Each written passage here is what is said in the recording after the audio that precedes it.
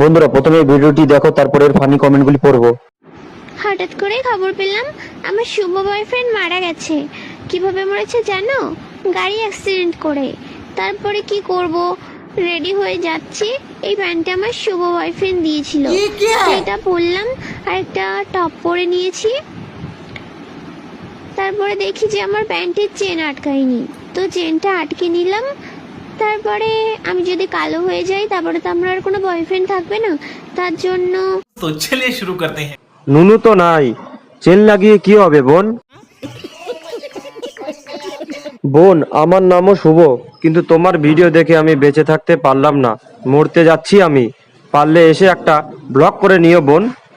अच्छा ওই দেখ, শুভ ফিরে এসেছে কালমহি।